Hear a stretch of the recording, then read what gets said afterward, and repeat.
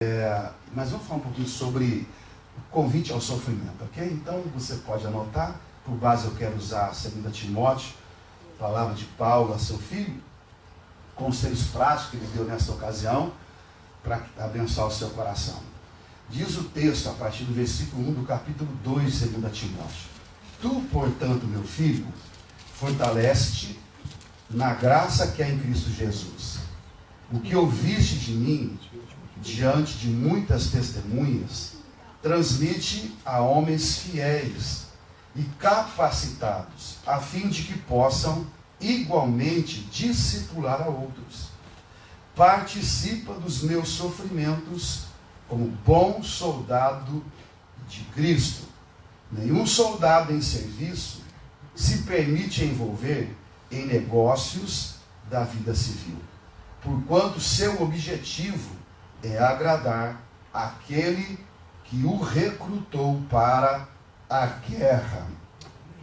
Bom, para que você compreenda, Timóteo, ele era filho na fé do apóstolo Paulo. E a segunda carta ao Timóteo, ela traz as últimas palavras do apóstolo Paulo antes dele finalizar o seu ministério aqui na terra. Ele escreve ao final: combati bom combate, acabei a carreira, mas guardei a minha fé. E agora o que me aguarda em termos de futuro é a recompensa, que é a coroa que Deus dará a todos aqueles que o servem. Em dado momento, quando Paulo se dirigiu a Timóteo em suas últimas palavras, ele reservou pelo menos 3 conselhos que estão inseridos neste curto trecho que nós acabamos de ler. Primeiro, Paulo se dirige, como você pode notar no texto, a Timóteo como filho. Diz: tu, portanto, meu filho. E logo então, ele aconselha Timóteo, que iria levar o seu legado à frente, ele o aconselha dando a ele 3 conselhos práticos. O primeiro está logo no versículo 1, quando ele diz: fortalece-te na graça que há em Cristo Jesus. Em outras palavras, Paulo diz que é imprescindível ele ter na sua vida, no contexto diário, uma graça que se encontra na pessoa de Jesus Cristo. Poderia dizer a Timóteo: o ser humano em tudo ele é igual. Suas necessidades básicas, suas dificuldades, os processos que enfrenta, mas há algo que vai fazer com que ele supere os obstáculos. Há algo que o diferencia dos demais. E esse algo, Timóteo, é graça. Graça que se possui na pessoa de Jesus Cristo. Evidentemente, o conselho está sendo dado. No entanto, a observação é como se obtém essa graça que se está na pessoa de Jesus Cristo. Então, Timóteo tem que compreender que, a fim de obter essa graça, ele precisa se relacionar adequadamente com a pessoa do Senhor. Ele precisa se utilizar dos meios da graça. Ele se encontra em determinado lugar, ele precisa buscar essa graça que se encontra na pessoa de Cristo. Portanto, há um meio que nós chamamos como meio da graça, ou meios da graça. Em outras palavras, ele precisa desenvolver um relacionamento com a pessoa de Cristo através desse meio da graça, a fim de obter aquilo que Paulo lhe deu como observação ou prioridade. Os meios da graça, por exemplo, vida de oração, vida de leitura da palavra, vida de consagração, de renúncia, ao mundo, tendo por objetivo estar com o Senhor. Então, os meios da graça, oração, jejum, leitura da palavra, tudo isso diz respeito a você se relacionar com Cristo a fim de obter aquilo que só Ele pode dar: graça. Então, Paulo dá esse primeiro conselho a Timóteo para que ele observe: a sua vida precisa ser fortalecida através da graça que é em Cristo Jesus. É a única forma de você obter vitória contra o mundo, a carne e o diabo que tenazmente vai assediá-lo. Paulo também dá um segundo conselho a Timóteo, e ele está no versículo 2. Ele diz: o que ouviste de mim. Portanto, o princípio aqui qual que é? Timóteo aprendeu algo com o seu pai na fé, chamado Paulo. Literalmente foi discipulado. O que ouviste de mim, guarde para você? Absolutamente que não. O que você ouviu de mim, você transmite a homens fiéis e capacitados, a fim de que possam igualmente discipular a outros. Então Paulo está dizendo que o que ele recebeu, ele precisa compartilhar. Que o que ele recebeu, ele precisa entregar, doar. Que Timóteo não pode se esconder, se esquivar, dizer que não tem capacidade pessoal de compartilhar aquilo que recebeu. Nós sabemos que Timóteo, ele era filho mestiço. A sua mãe era judia, mas o seu pai não era judeu. Portanto, ele tinha uma dificuldade nos seus dias por conta de uma constituição familiar. Ele era mestiço. Sabemos também que Timóteo, ele era frágil na sua saúde. Por isso que Paulo, em determinado momento, disse a Timóteo: tome um pouco de vinho por causa das suas enfermidades. Sabemos que ele era também relativamente jovem. Por isso que Paulo disse a Timóteo: ninguém despreze a sua mocidade. Ser padrão dos fiéis. Timóteo tinha as suas limitações pessoais. No entanto, Paulo disse: supere todas elas e seja padrão para os fiéis na transmissão daquilo que você recebeu. Não permita que nenhum obstáculo faça com que você não tenha esta condição, esta capacidade recebida por Deus no sentido de avanço. Avance, supere todas as suas dificuldades e se torne padrão dos fiéis na palavra e no testemunho. Bom, Paulo está falando a Timóteo que é necessário o ensino, é necessário o discipulado, que a transmissão do evangelho ela é de muita importância. E a pergunta, quando se fala de discipulado, é como é que isto se dá na prática do dia a dia. Se dá de duas maneiras. Se dá por preceito e por testemunho pessoal. Preceito é que nós ensinamos, preceito é o que nós falamos. Preceito é quando você senta à mesa e ensina princípios aos seus filhos. Preceito é quando você vem à escola dominical, ou ao culto doméstico, e lá você ensina princípios relativos à fé. Então, nós discipulamos através de preceito. Mas nós não discipulamos só através de preceito. Nós também discipulamos através de testemunho, que é de forma indireta. Então você tem o discipulado de forma direta, que é preceito, de forma indireta, que é o testemunho. Testemunho é aquilo que as pessoas veem. Como é o seu comportamento, como você reage diante das dificuldades do tempo presente, como você denuncia ou demonstra a sua fé no seu cotidiano. Então, o filho, ele vê o seu cotidiano. A esposa observa como é a sua conduta. O marido observa como a esposa se comporta. Nós, como irmãos, observamos os nossos pares à nossa volta. Tudo isso fala de testemunho.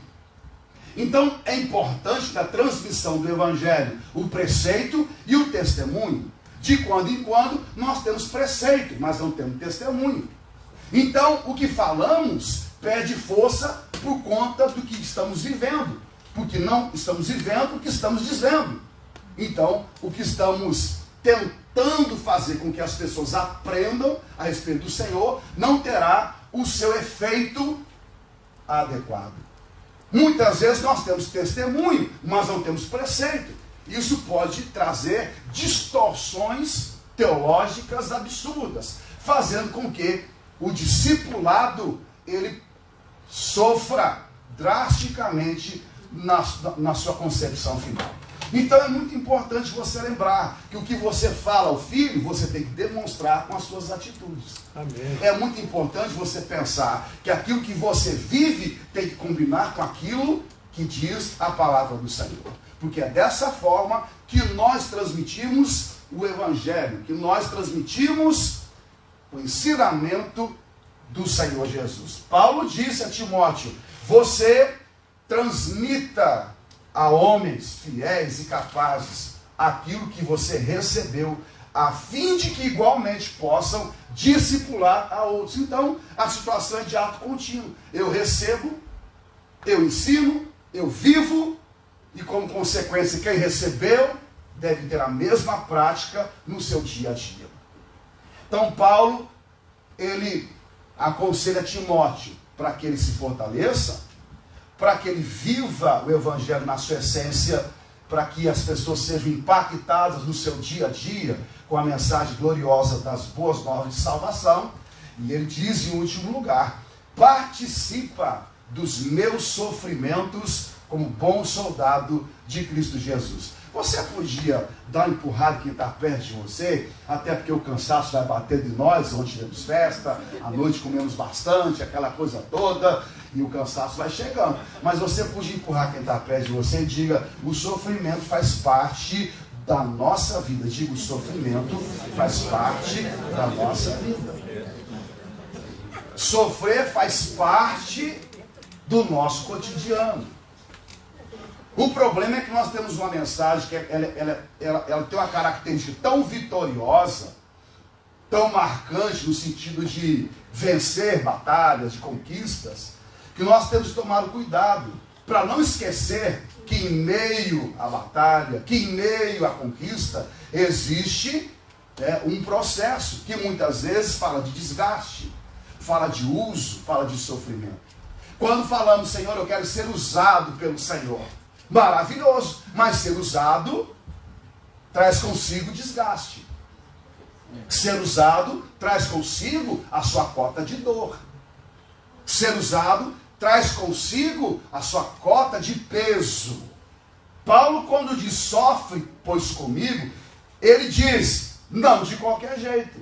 Sofre, pois comigo, como bom soldado de Cristo. Entendendo o propósito que Deus estabeleceu para a nossa vida enquanto vivemos. Enquanto você se encontra em outra terra, nessa terra boa, extraordinária,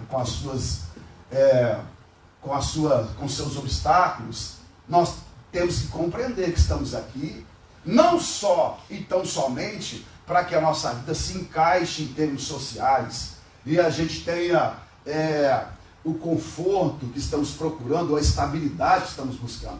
Temos que compreender que Deus está cumprindo através de nós um propósito, que diz respeito ao reino, diz respeito a pessoas. Nós estamos aqui para o cumprimento de um propósito. E, claro, dentro desse cumprimento, o papai deseja nos abençoar. Irá nos abençoar. Louvado seja o seu nome por isso. Mas a prioridade é do reino, cumprimento de propósito.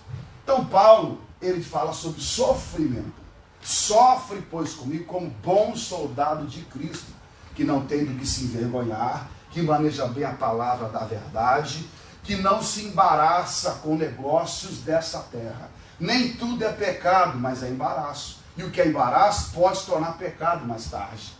Tudo que é embaraço eu preciso colocar de lado, a fim de correr a carreira que Deus me deu com a capacidade, com a condição que vai fazer com que eu atinja os propósitos do Senhor de uma maneira mais suave. Embaraço vai dificultar a sua jornada. Sofre, pois, comigo. Bom, Paulo, quando ordena ou convida ao sofrimento, ele não está convidando ao sofrimento sem ter experiência na área. Ele não é só um homem teórico. Não fala de crescimento de igreja, ou sobre igreja, ou sobre alegria, sobre graça, sobre dom, sobre sofrimento, sem ter conhecimento de causa.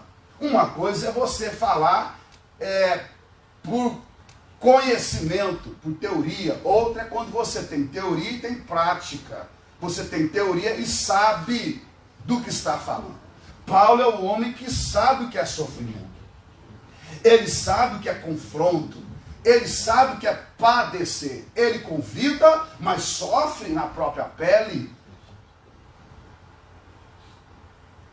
o desgaste provocado pela batalha do dia a dia.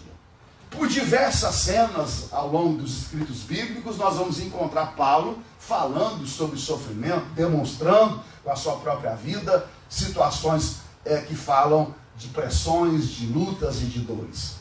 Vamos observar, por exemplo, em Atos capítulo 16, uma ocasião em que Paulo estava sofrendo e muito. Vamos observar, deixa aqui Timóteo um pouquinho, um cadinho de tempo, e vamos para Atos. Enquanto você vai folheando as páginas da Bíblia, você pode ir folheando e dizendo à pessoa que está perto de você: Deus é bom em todo tempo. Deus é bom em todo tempo. Em todo tempo Deus é bom. E o sofrimento faz parte da nossa história. Particularmente no versículo 25 do capítulo 16, há uma cena se desdobrando, Atos 16, 25. Há uma cena se desdobrando pela narrativa bíblica, ela é contada pelo Dr. Lucas, médico amado. Ele então narra esse episódio. Veja, por volta da meia-noite, Paulo e Silas estavam fazendo o que por volta da meia-noite? Orando, entoando hinos de louvor a Deus, enquanto os demais presos os ouviam. De repente aconteceu um terremoto tão violento que os alicerces da prisão foram abalados. No mesmo momento, todas as portas se abriram e as correntes que prendiam a todos se soltaram.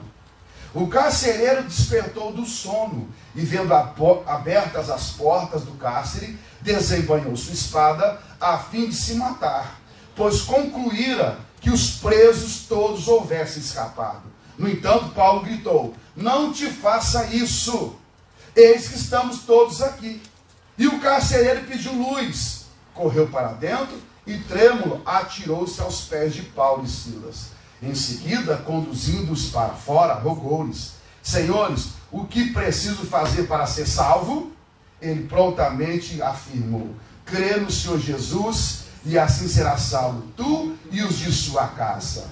E eles ministraram a palavra de Deus, bem como a todos de sua casa. Naquela mesma hora da noite, tomando-os consigo, lavou-lhe os ferimentos, foi batizado, ele e todas as pessoas de sua casa. Então, insistiu para que subisse à casa, onde lhes preparou mesa farta. Alguém podia repetir essa expressão? Mesa farta? Diga, mesa farta, com todos os seus. Expressava grande júbilo por haverem crido em Deus. Mesa farta. O tempo de mesa farta está dentro do programa do Senhor, dentro do propósito de Deus. Mas temos que lembrar que antes de termos mesa farta, temos pressões, lutas, desajustes, e precisamos reagir adequadamente às situações que vão surgindo. Mesa farta. Você pode dizer para quem está perto de você: Deus tem um banquete para cada um de nós. Diga, Deus tem um banquete para cada um de nós. Para os nossos filhos, para a igreja, para o nosso casamento, para a nossa vida pessoal. Deus tem mesa farta. Mas não se engane, antes da mesa farta ser posta pelo Senhor, nós teremos a nossa cota de provação. Nós teremos a nossa cota de adversidade. E a nossa reação diante da provação, da pressão, da dificuldade, é que vai definir se nós vamos nos banquetear ou vamos perder o banquete. Então o texto está lá, simples de se observar. Onde é que Paulo e Silas estavam a priori? Dentro de um cárcere. E por que estão no cárcere? Porque foram acusados de serem baderneiros em Filipos, cidade da Macedônia. Paulo prega, quando chega a Macedônia, à beira de um rio. E uma mulher vendedora de púrpura, chamada Lídia, se converte. Com isso, Paulo começa o trabalho missionário em sua viagem na Europa, porque Filipos se encontrava na Europa, primeira cidade que ele chega, Macedônia, atual Turquia, e ele prega o Evangelho. E a primeira mulher que se converte na Europa é uma vendedora de púrpura chamada Lídia. Com isso, Paulo chega à sua casa. E a situação cresce tanto em Filipos que uma mulher que tinha espírito de adivinhação começa a acompanhar Paulo e Silas. Paulo, em dado momento, fica tão irritado com as intervenções daquela mulher que ele expulsa o demônio que dava essa condição de adivinhação. Só que aquela mulher tinha proprietários. Ela dava lucro aos seus senhores. O lucro se perde com a libertação. E aí Paulo e Silas são acusados na cidade. Com isso, as autoridades locais, depois você lê o capítulo 16, toda essa informação está lá.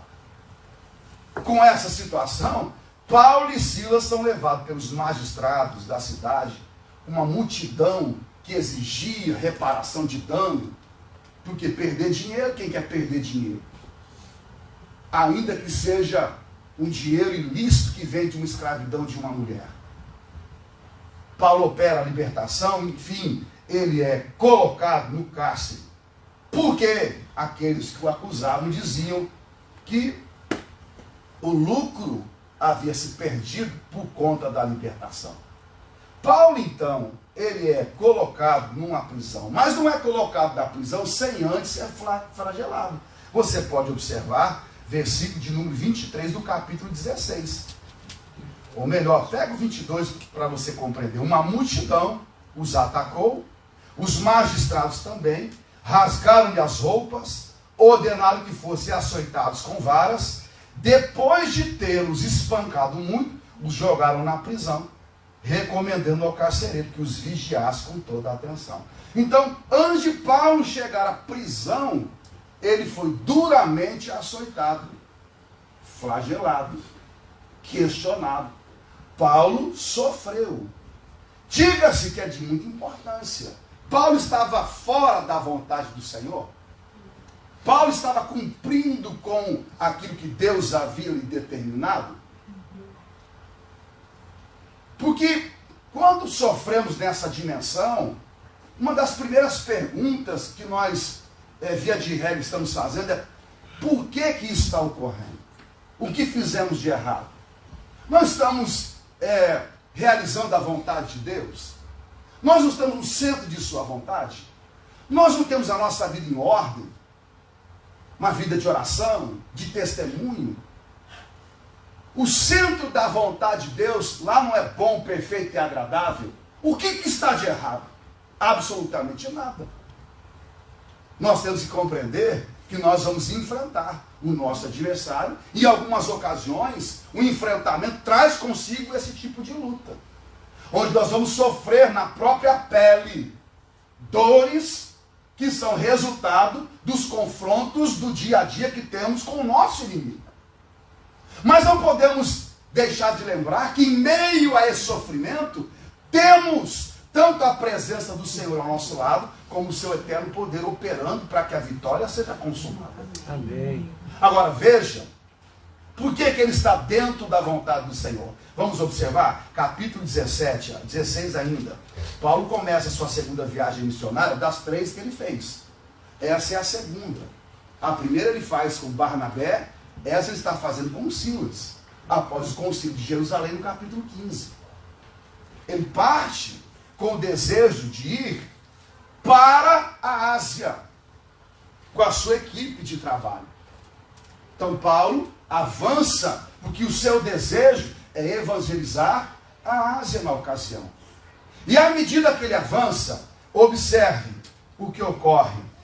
Versículo de número 6 do capítulo 16. Foram impedidos pelo Espírito Santo de pregar a palavra na Ásia. Curioso. Deseja anunciar o Evangelho, mas Deus não permite que ele vá à Ásia. Deus deseja que, em vez de Paulo começar o seu ministério na Ásia, que ele comece pela Europa. E é maravilhoso você ver o que está ocorrendo, e vendo o cenário do mundo hoje, você vê o que aconteceu com a Europa, com o berço do Evangelho, e o que aconteceu com a Ásia. Onde o Evangelho chegou, e como a situação se multiplicou. Mas era uma determinação divina começar por lá. Paulo tenta uma vez, duas, o texto diz que à medida que tentava avançar, versículo 7, o Espírito de Jesus não permitia. Deus foi fechando a porta. Nós não sabemos que mecanismo Deus usou para que Paulo entendesse que era impedimento vindo da parte de Deus. Uma enfermidade, um desajuste naquela viagem pelo mar Adriático, enfim. O que Deus usou para que a porta não se abrisse? O fato é que Paulo tinha um discernimento espiritual tão aguçado que ele compreende que o impedimento é da parte de Deus. Porque em outra ocasião, por exemplo, você vai ler lá em Tessalonicenses, por exemplo, capítulo 1 ou 2, primeira carta, capítulo 2, 18, Paulo dizendo à igreja aos Coríntios: eu quis visitá-los mais de uma vez, mas Satanás me impediu. Naquela ocasião, ele entende que o impedimento é realizado por Satanás. Nessa, por Deus. E qual que é o valor do entendimento de quem é que está fechando a porta ou impedindo? O valor é que se o impedimento vem da parte de Deus, eu me submeto. Se vem da parte do diabo, eu resisto. De outra forma, eu preciso saber ter esse discernimento. Por quê? Porque eu corro o risco de Deus estar me dando uma direção, e se eu não compreendo a direção que Ele está me dando, eu vou resistir à ordenação divina, eu vou brigar com Deus quando eu tenho que me submeter a Ele. Quando é o inimigo que opera nesse nível, por que eu tenho que saber? Porque eu corro o risco de, em vez de resistir, me submeter. Nesse sentido, eu favoreço a agenda do inimigo, porque eu me torno aliado dele nos seus planos. Paulo tem discernimento para entender quem é que está agindo. Deus impediu. Paulo está lá aguardando um milagre, uma nova porta, uma nova direção, e ela vem pela madrugada. Observe o texto: durante a noite, versículo 9. Durante a noite, Paulo teve o quê? Uma visão. Nela um homem da Macedônia interrogava-lhe: passa a Macedônia e nos ajude. Após ter recebido a visão, preparamos-nos para partir rumo à Macedônia, concluindo que Deus nos havia chamado para pregar o evangelho aos macedônios. Então, Paulo, quando chega a Filipe, cidade da Macedônia, ele chega orientado por quem? Aqui só tem gente inteligente. Vamos lá. Paulo chegou orientado por quem a Macedônia? Por Deus. Deus disse: passa a Macedônia e nos ajude. E o que é que ele enfrenta na Macedônia? Além de um ministério profícuo, maravilhoso, além de avanços substanciais, Paulo enfrenta o quê? Obstáculo, pressão, contestação. Ele apanha, ele é preso, ele sofreu na própria pele. Isso nos leva à compreensão de que servir ao Senhor com alegria, ser próspero, avançarmos com a família, estabelecermos alvos e atingi-los para a glória do Senhor, que tudo isso não vai nos isentar do confronto e da possibilidade de enfrentarmos situações que vão rasgar as nossas emoções, que vão confrontar a nossa existência, noites mal dormidas, pessoas que irão se levantar com o dedo em riste para nos acusar, para nos colocar por terra, e iremos sim até sofrer na pele o que Paulo sofreu. Iremos apanhar. E quando isso ocorrer, eu tenho que estar muito certo da direção que Deus tem me dado.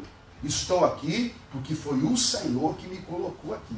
Eu estou aqui porque estou direcionado por Deus. Deus me conduziu até esse ponto da história para o seu propósito. Paulo estava lá, Deus o direcionou, ele estava enfrentando a pressão e a luta, o sofrimento, e como é que ele o faz?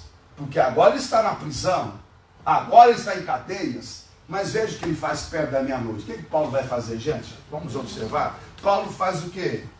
Ele está orando e adorando, e louvando ao Senhor. Mas em que contexto? Pele dilacerada, envergonhado, tido por criminoso, sozinho, abandonado, mas orando e adorando. O melhor das nossas dores diz respeito à presença do Senhor e às possibilidades infinitas de sermos consolados por Ele. Amém. Amém. Porque quem está sofrendo recebe consolo. Quem está dodói, o dodói do papai, papai chega para ajudar e ajustar as coisas. Ele orava e adorava. Não sei muito ao certo que tipo de adoração Paulo estava cantando com os filhos, perto da meia-noite, com hematomas pelo corpo, envergonhado e com inchaços. Não sei ao certo. Mas eu gosto de uma canção que minha mãe cantava quando a gente era criança. Mamãe cantava com a Abigail, mamãe cantava no coral, na Assembleia de Deus. Ela cantava: que me critiquem, que digam de mim o que quiserem, me chamem de nécio, de fanático, de louco, o meu cálice transborda. Suportarei tudo isso, suportarei até a tortura e a possibilidade de morte. Porém, não suportarei que proíbam que eu diga a palavra aleluia. Amém. Paulo está no cárcere, mas está adorando. Será que hoje de manhã tem alguém que podia dizer louvado seja o nome do Senhor? Oh, aleluia. Alguém podia dizer aleluia hoje de manhã? Alguém podia dizer glória a Deus por tudo, pela luta, pela provação, pela dificuldade? Alguém podia dizer: eu sou mais do que vencedor por meio daquele que me amou? Amém. Você podia dizer glória e graças a Deus pelo tempo de vida que Deus te deu nessa terra e pelos propósitos do Senhor. Você podia dizer graças a Deus. Diga glória a Deus. Glória a Deus. Graças a Deus. Aleluia. Os historiadores dizem que Timóteo se converteu porque Paulo, quando foi apedrejado em determinada viagem missionária, ele foi ser tratado na casa de Eunice e Lóide, que era mãe e avó de Timóteo. Quando Paulo estava lá sofrendo por conta de um apedrejamento, cheio de hematomas, porque Paulo não sofreu só nesse episódio. Paulo foi apedrejado em determinada situação, foi dado com morro, precisou de ser curado, tratado por alguém. Diz a história que ele foi ser tratado nessa ocasião de um apedrejamento na casa de Lóide e Eunice, avó e mãe de Timóteo. E que Timóteo viu aquele homem em estado de semi-morto, moribundo. Estava lá, curioso, ficou querendo saber sua história, querendo saber o que tinha ocorrido, e viu não só as marcas das lutas que Paulo estava trazendo, viu também o discurso de Paulo, sua resiliência, sua adoração. Ficou tanto admirado em ver como é que alguém apanha tanto, é apedrejado, dado com morto, e ainda continua falando bem do Senhor que serve. Ainda continua adorando em meio às dores e não tem nenhuma palavra de reclamação. Essa atitude de demonstrar a Timóteo a sua fé em meio à dor fez com que Timóteo olhasse e dissesse: se alguém apanha tanto por algo, se alguém sofre tanto por alguém, é porque esse alguém vale muito. E se vale muito, eu também vou servi-lo como ele serve. Então Timóteo se converte. Sofrer. Saber sofrer. Paulo não é teórico. Paulo sabe o que é sofrimento. Paulo sabe dos benefícios maravilhosos que advém de alguém que aprende a sofrer. Terremoto vem, sobrenatural estabelecido, as cadeias se abrem, o algoz de Paulo, carcereiro, desesperado, pensa em morrer. Agora pense, tudo escuro, gente, terremoto nesse lugar, o primeiro a querer correr aqui, eu acho que é você. Você tem que tomar cuidado, você já até expôs os filhos para trás. Terremoto. A gente quer escapar. As portas se abrem, tudo escuro. O carcereiro percebe que ele vai ser condenado, porque os prisioneiros vão fugir. Ele tenta se matar. E Paulo, em meio às dores, mantém a sua sensibilidade no trabalho do exercício do dia a dia do reino. Paulo percebe que alguém está prestes a perder a eternidade por conta de cometer um agravo contra a sua própria vida, tirar a vida. Tudo escuro, Paulo com dor podia de forma vingativa dizer: está vendo? Perseguiu o servo do Senhor, esse é o final que todo mundo recebe quando persegue o ungido da casa do Pai. Mas Paulo quando ele vê a cena se desdobrando, no meio daquela situação caótica, o carcereiro vai tentar contra a sua vida, e Paulo brada em alto bom som: não faças isso, não atentes contra a sua própria vida. Ninguém está aqui para prejudicá-lo, ninguém está aqui para combatê-lo, ninguém está aqui para questioná-lo, ninguém está aqui para colocar peso sobre o seu trabalho. Nós estamos aqui para ser canal de bênção para a sua vida, embora o Senhor tenha se levantado contra nós. Nessa oportunidade que eu posso fazer para ajudá-lo, Paulo diz: não faça nada contra você. E o carcereiro, desesperado, pergunta a ele: qual é a senha para o caminho? O que eu posso fazer para não perecer dessa forma? Qual é o caminho para ser salvo? Qual é? Ele pede luz. E pedir luz a Paulo, gente, é o que ele sabia fazer, era dar luz aos homens. Ele simplesmente diz: simples, crê no Senhor Jesus e será salvo tu e a tua casa. Paulo não diz: primeiro você precisa pedir perdão a mim, estou magoado com as ofensas, você precisa tratar comigo. Não, Paulo ele esquece, ele omite a sua dor, ele omite a ofensa. Há algo maior do que a ofensa que recebemos em jogo. Há algo que vai além da necessidade do perdão que eu tenho que ter das pessoas, que diz respeito à eternidade dos homens. Paulo coloca a sua questão emocional, a sua necessidade pessoal, a sua questão física no segundo plano, para indicar alguém que precisava qual era o caminho da salvação. Mesmo um inimigo, um algoz, alguém que tinha machucado a sua vida naquela ocasião. Paulo diz: o caminho qual é? Crer no Senhor Jesus, será salvo tu e tua casa.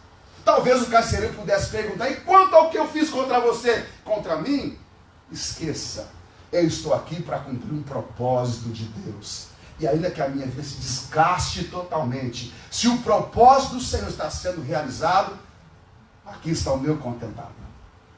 Aquele homem impressionado com tudo, não só deseja esse presente para si mesmo, ele traz toda a sua família. E o resultado final, Paulo não pediu nada para si, mas agora o carcereiro lava as suas costas, sara as suas feridas.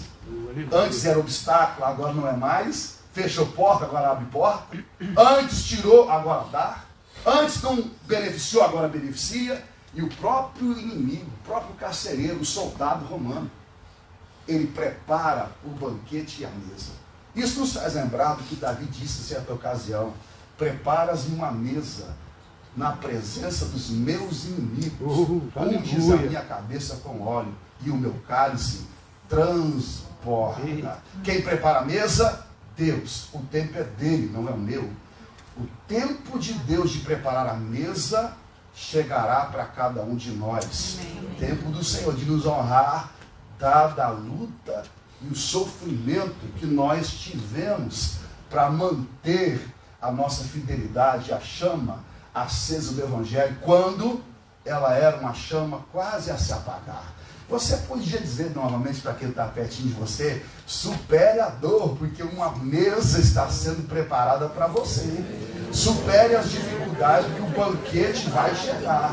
A hora de você ser honrado vai acontecer. Aleluia. Mas por conta, agora você tem que saber lidar com esse momento que diz respeito a sofrimento.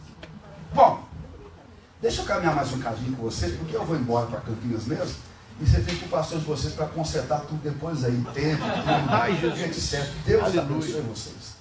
Mas vamos abrir aqui rapidinho, lá em Filipenses, porque eu quero tocar aqui um pouco nessa situação, para você ter mais subsídio e nós orarmos ao final. Carta de Paulo à igreja aos Filipenses. Bom, ele chega na cidade de Filipos, Macedônia. Mais tarde ele escreve a carta aos Filipenses, porque esteve em Filipos, não é? Então ele escreve essa carta tão maravilhosa. E aqui você vai observar que inserta as palavras de Paulo, como ele, de forma maravilhosa e extraordinária, sabia conviver com a dor, com o sofrimento. Vamos ao capítulo 1 de Filipenses. Ele então tem uma palavra de introdução aos irmãos que moravam na cidade de Filipos, escrevendo a carta. E ele diz, nessa ocasião, qual era a sua condição quando ele escreveu essa carta. O livro de Filipenses faz parte de um compêndio escrito pelo apóstolo Paulo, chamado Cartas Prisionais,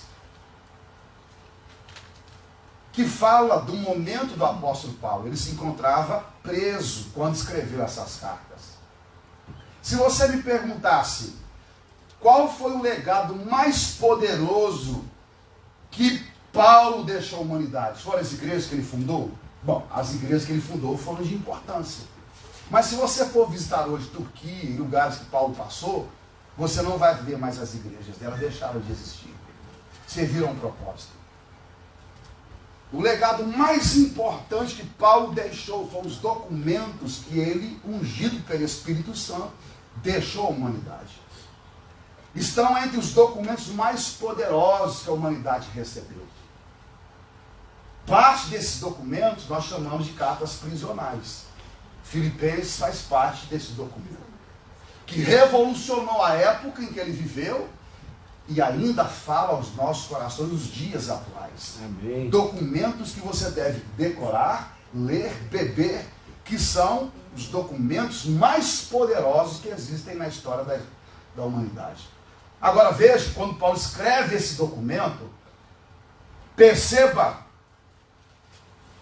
onde é que ele se encontrava.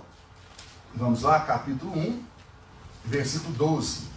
Desejo, portanto, irmãos, que saibais que tudo o que me aconteceu tem o quê? Tem o quê, gente? Vamos embora. Tem o quê? Bora, anda. Tem o quê? Tem o quê? Contribuído, servido para o quê? Progresso do Evangelho. De tal maneira a ficar o quê? Evidente para quem? Para toda a guarda do palácio. Tem uma versão que diz para a guarda pretoriana. É isso? Para a guarda pretoriana. E para todos os demais, que é por causa de Cristo que eu estou na prisão.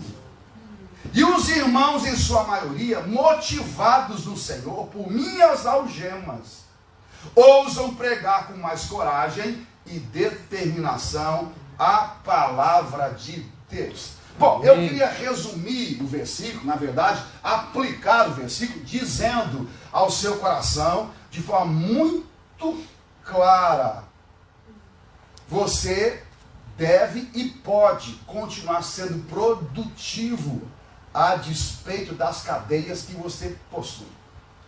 Não há motivo algum para que você não tenha uma vida produtiva para Deus por causa das suas dores, por causa das suas lutas pessoais. Paulo está dizendo, ficou evidente à guarda pretoriana e aos demais irmãos, que é por causa de amar a Cristo que eu estou padecendo o que eu padeço.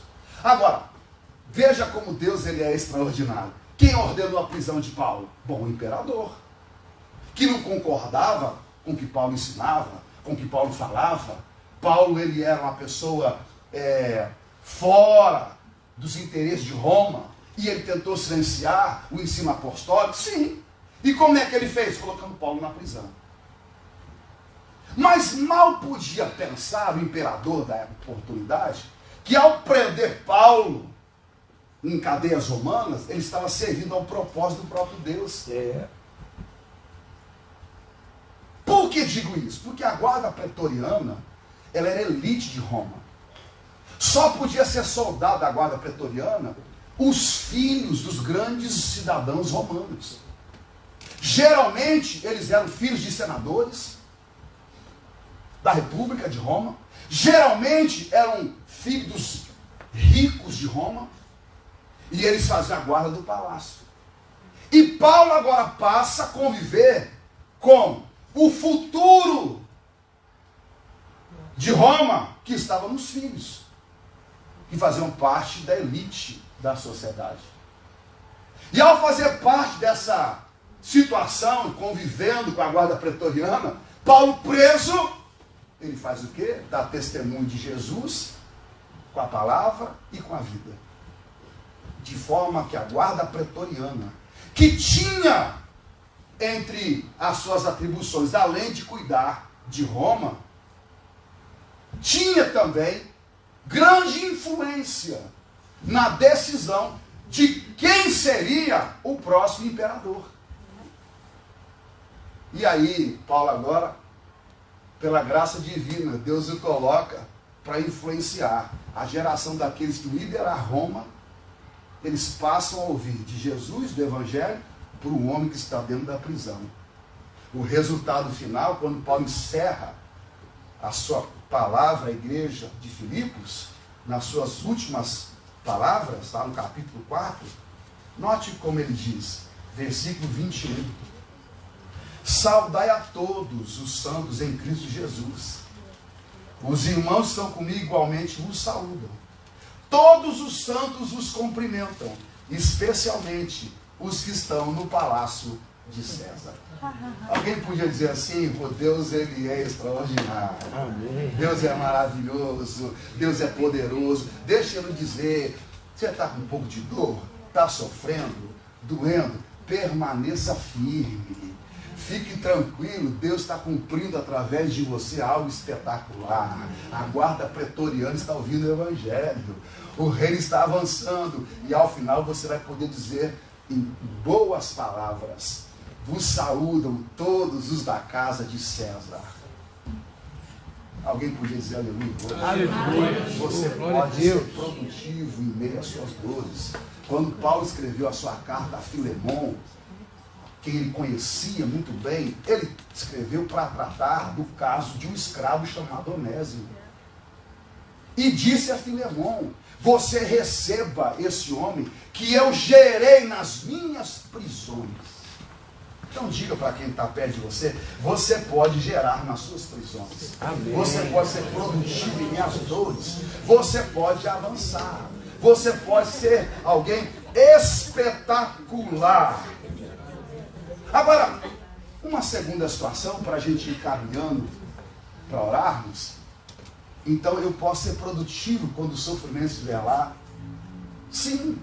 E muitas vezes é aqui que o nome do Senhor será glorificado, porque as pessoas vão dizer: como é que pode? Sofrendo, com lutas, mas mantém a alegria na alma. Como é que pode? Dormiu mal, mas não feriu ninguém com as palavras ruins. Teve um dia difícil, mas continua mantendo a nobreza com o príncipe, com princesa do Senhor nessa terra, com o embaixador de Cristo. Como pode? E você, quando for questionado, você pode dizer: é porque eu conheço aquele que me sustenta. Amém. E eu sei que as lutas do tempo presente não são para se comparar com o peso de glória que em nós há de ser manifestado. Eu aqui sou concidadão do céu. Olha o que Paulo diz aos Filipenses, capítulo 1, 16. Deixa eu olhar aqui, porque eu estou te falando aqui hoje, eu estou te falando, porque na madrugada eu tentei raciocinar tudo, mas capítulo 1, vamos tentar achar aqui, o que foi dado em relação a Cristo Jesus, não só receber, mas padecer por Ele. Acha aí, gente, está por aí. Capítulo 1. Bom, nessa mesma carta, Paulo diz: porque foi dado a vós o privilégio, não só de receber a Cristo, mas também de padecer por Ele. Paulo coloca o sofrimento como privilégio com relação ao Senhor. Eu posso ter uma vida produtiva, mas eu queria aqui caminhar um pouquinho para que a gente vá fechando hoje de manhã. Nessa mesma carta, Paulo, ele diz aos Filipenses: aprenda a ser feliz em toda e qualquer circunstância. Vamos observar capítulo de número 4. Vamos lá? 4, está lá. Versículo 10. Alegro-me grandemente no Senhor, por teres finalmente renovado o vosso cuidado para comigo, sobre o qual, na verdade, estáveis atentos, mas vós faltava ocasião apropriada, vos faltava. Não vos declaro isso por estar necessitado, porquanto eu aprendi. Vamos dizer, eu aprendi, vamos lá. Eu aprendi. Vamos de novo. Eu aprendi a viver satisfeito sobre toda e qualquer circunstância. Vamos repetir. Eu aprendi, vamos lá. Eu aprendi a viver satisfeito sobre toda e qualquer circunstância. É um aprendizado. Agora Paulo vai para os extremos. Quais são os extremos? Vamos observar. Olha os extremos. Eu sei bem o que é passar necessidade. Eu sei o que é andar com fartura. Eu aprendi o mistério de viver feliz em todo lugar, em toda e qualquer situação. Esteja bem alimentado ou mesmo com fome, possuindo fartura ou passando privações. Deixa eu lhe dizer, você precisa aprender a conviver com a dor, com a necessidade, sem com que isso abale a sua fé no Senhor. Mas não é só padecer necessidade, também aprender a viver com a fartura. Porque tem pessoas que se perdem com a fartura, se perdem na riqueza, se perdem na saúde, de maneira que nem se lembram mais de que foi o Senhor que nos abençoou. Paulo não está falando de alguém que só vive necessidade. Paulo diz que ele viveu necessidade, mas também viveu fartura. E que ele aprendeu a estar satisfeito e feliz sobre toda e qualquer situação, circunstância, em qualquer lugar. Mas por que Paulo tem essa autoridade para falar que ele pode adorar na prisão ou em liberdade? Que ele pode adorar e ser feliz quando está com a família ou na ausência dela? Por quê? Porque ele sentencia de onde vem a força dele. Eu posso todas as coisas naquele que me fortalece. Eu posso estar perto de um filho e servir a Deus com alegria. Ou longe dele, eu sirvo do mesmo jeito. Eu posso viver o meu melhor momento e lá estou adorando ao Senhor, porque é fácil no melhor momento. Mas e quando a dor vier? E quando a noite for mal dormida? E quando você se alimentar e por conta do peso da idade, sentir que nem o sal de fruta resolveu a sua noite? Você vai dizer que Deus não te ama? Porque a Bíblia diz que Ele te ama. Não há contradição. Está no texto. Você vai dizer que Deus não é bom? A Bíblia diz que Deus é bom. Você não pode definir Deus pela experiência pessoal, porque a sua experiência pessoal pode falhar. Você pode, por conta de questões de ordem emocional, ter uma concepção errada de quem Deus é. A Bíblia diz que Deus é bom, diz que Ele é amor, mas você vai enfrentar momentos da sua vida onde as pessoas vão dizer que Deus não é bom e as circunstâncias não são favoráveis, vão gritar na sua alma para dizer que Deus não te ama, e você tem que voltar para o texto e dizer: eu posso todas as coisas. Amém, aleluia. Deus é bom, Deus é amor, Deus é extraordinário, Deus é fantástico. Como disse Charles Swindoll, Deus é bom demais para cometer alguma maldade. Deus é sábio demais para errar o caminho. Deus é profundo demais para nós compreendermos. Por isso que a Bíblia diz: ó, profundidade da riqueza, da sabedoria de Deus, tanto do conhecimento. Quem, pois, pôde sondar a mente do Senhor? Deus é sábio demais. Ele permitiu que Paulo chegasse às prisões de Roma. Quem olhasse podia dizer: essa é a paga que o Deus dele dá. Fidelidade que aprisiona, fidelidade que o coloca numa situação difícil. Enquanto o mundo diz que é difícil, Deus diz: está cumprindo um propósito, porque a guarda pretoriana está sendo evangelizada pelas prisões do meu servo. Lá no seu trabalho, no seu onde você trabalha, há um chefe, há uma situação que você diz: prisão, deixa eu lhe dizer, cumpra o propósito do Senhor. Amém. Sirva com alegria, faça melhor do que os outros, caminhe uma milha mais, impressione o teu chefe, que ele vai perguntar: de onde veio esse extraterrestre aqui? Não é possível. Eu ponho mais peso nele e ele dá conta. Eu persigo e ele sorri. Eu aperto e ele canta. Daqui a pouco ele vai perguntar a razão da sua fé. E você vai dizer: é que papai está cuidando de tudo.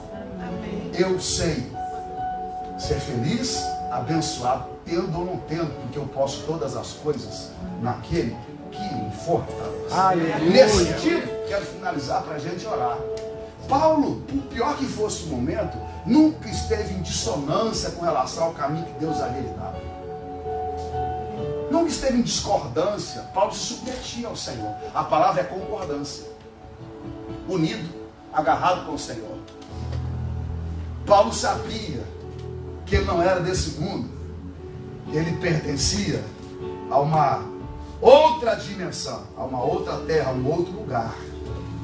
Paulo, ele sabia que a sua pátria era celestial e que aqui era só uma passagem para cumprir com os ideais do coração do Senhor. A sua cidadania, ela era celestial.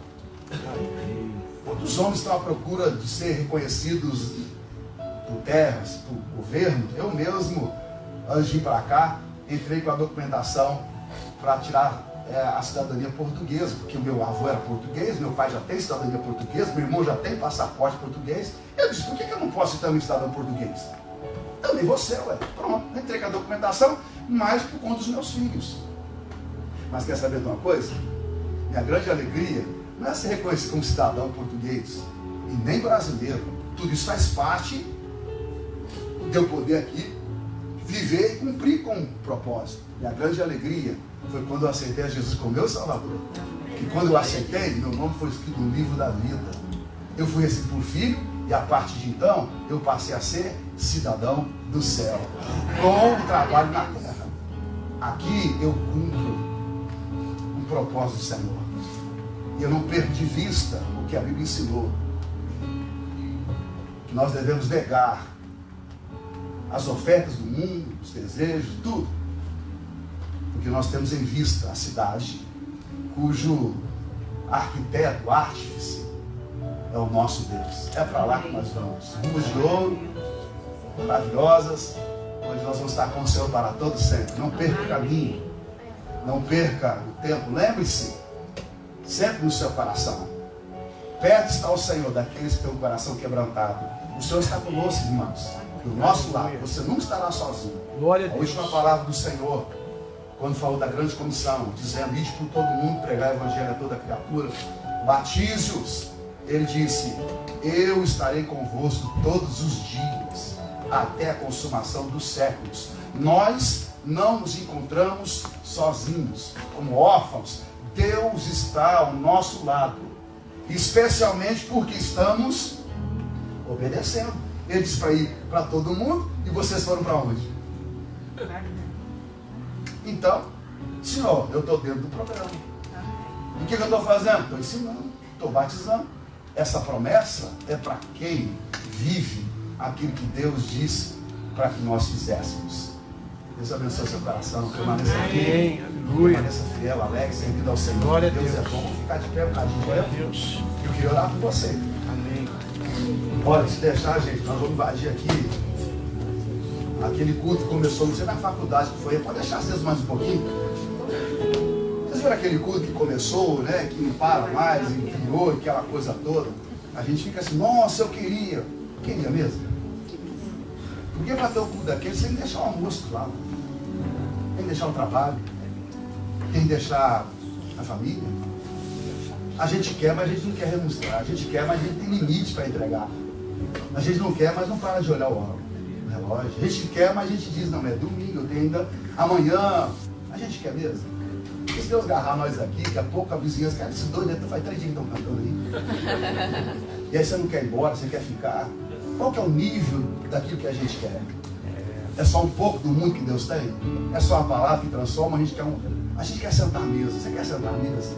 Paulo sentou na mesa e disse, aí, Tiago, agora eu vou comer com gosto pelo sofrimento, pela luta que eu tive.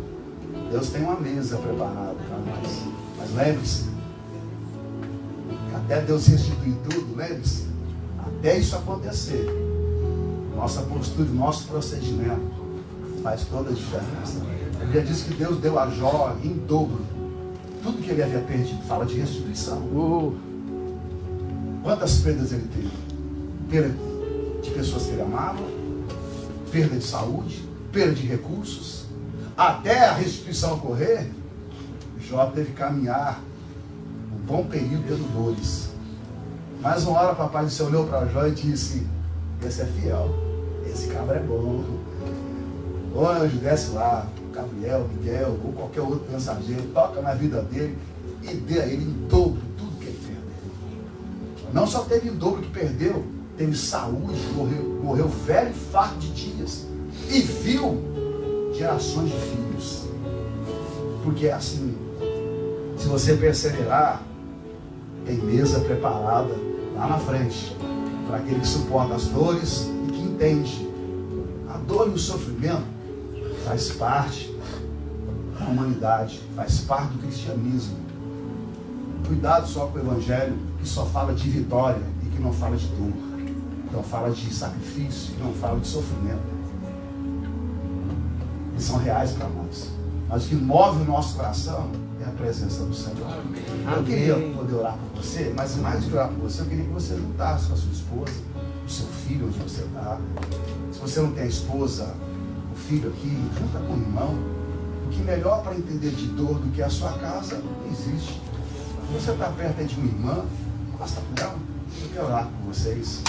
Eu quero orar para abençoar a sua vida. Olha, Deus, Ele responde orações, Deus está presente. Então junto agora aí. Ah, pastor, a gente não mora junto, a gente tem vergonha, nós temos lutas. Você pode até ter esse discurso, mas Deus sabe melhor do que você o que acontece lá dentro. E por que você não tem o hábito? O que faz diferença não é o fato só de eu orar com a minha mulher ou com meus filhos. Isso é importante, mas mais do que orar, mais importante é eu viver o que eu falo e o que eu vivo. Então junte aí nesse momento, que tem cura para você. Mais do que cura, Deus Ele quer conceder a você graça para que você desenvolva resiliência, para que você vença o discurso vitimista. Tem muita gente justificando a ausência de avançar no discurso de vítima. Eu não posso porque o patrão é ruim, eu não posso porque lá no Brasil era ruim, eu não posso porque eu nasci em tal lugar, eu não posso. Santo varão, apaga esse discurso da sua vida. Não. O cristão não tem mais discurso, não. Nosso discurso é o de Paulo, eu posso tudo naquele que me fortalece. Amém. Não vai parar de falar, não posso porque isso, eu não posso, pessoa estrangeira, eu não posso. Nós temos um Deus e nele nós podemos todas as coisas. Esse discurso de vitimista não rola mais, gente. Põe um discurso aí, Deus é maior. Vai abrir uma porta para mim de emprego melhor do que onde eu estou. Eu vou ficar firme ali e vou mandar uns currículozinhos básicos esses dias. Quem crê que o papai pode dar uma melhorada, um up no trabalho? Você crê nisso, queridão? Se você crê, diga onde você está. Na escola, com as portas se abrindo, na família, com os ajustes, algumas situações. Você crê em tudo isso? Se você crê, diga aleluia. Você crê que a mesa está chegando para você? Então, diga onde você está. Então, junta aí quem está perto de você. Vamos orar, mas você vai orar. Eu vou orar para te abençoar, mas você vai orar com a sua família. Então, pode começar a orar onde você está. Faz uma oração rapidinha aí. Essa turma aqui adorando também, ora, fala com o Senhor, encosta aí um irmão com o outro, encosta ali, dá uma encostadinha, vamos falar com Deus, gente, Deus é bom, encosta aí, chefe, aí uma abençoada aí, junta aí, pode orar, gente, já vou orar, mas agora é você primeiro. Falar com Deus eu falo todo dia, gente, eu não sei se você tem esse hábito, eu tenho, que é um privilégio, mas é bom você orar agora. Pastor, mas eu chego, não sabe, mas lá naquele base onde eu estou lá, alojado, naquela bênção, eu já gastei algumas horinhas de oração ali. Já chorei ali, já falando com Deus dessa terra de vocês. Pode orar, ore. Onde vocês estão? Senhor Deus, graças te damos por tudo. Essa é a tua palavra. Esse é o tempo que temos com o Senhor. Essa é a igreja que se reúne aqui em teu nome. Muito obrigado por tudo, Senhor. Especialmente queremos hoje te adorar, te glorificar pelas lutas que já enfrentamos, pelos processos que a nossa casa tem atravessado. Queremos te glorificar, Senhor, e te exaltar. O momento para alguns não é o melhor momento, mas nós estamos ouvindo e vendo, Senhor, que apesar do momento difícil, de luta, nós podemos ser produtivos. Produtivos em casa, para o marido, para o filho, para a esposa, no trabalho, não importa. Que o Senhor nos levante, Pai, com força, com alegria, com testemunho, para que em tudo o teu nome seja glorificado e exaltado. Abençoe agora essa família aí, meu Pai. Abençoe teu servo, abençoe tua serva, abençoe essa igreja, abençoe esse ministério, Pai. Que em meio às lutas eles continuem perseverando, que em meio às dores eles continuem caminhando, que eles continuem olhando para o autor e consumador da fé, entendendo, Pai, que lá na frente, mais cedo que imaginam, a mesa será posta e o teu nome será glorificado. Que o tempo de lágrimas terminará, que o tempo de alegria chegará, mas que a nossa confiança, Senhor, e adoração está baseada naquilo que recebemos, mas em Ti, que é o nosso Deus. Porque dias teremos alegria e dias teremos tristeza, mas em todas as coisas o Senhor há de nos fazer mais do que vencedores. Nós oramos, Pai, nessa manhã e te glorificamos e te exaltamos e o fazemos com ações de graça e em nome de Jesus Cristo. E o povo de Deus se encontra aqui nessa manhã. Você podia levantar suas mãos aos céus onde você está e dizer ao Senhor: Senhor, eu te adoro, tendo ou não tendo, eu te adoro. meu relacionamento com o Senhor não é baseado em circunstâncias, é baseado Aleluia. no Senhor. Que Deus abençoe a amada igreja.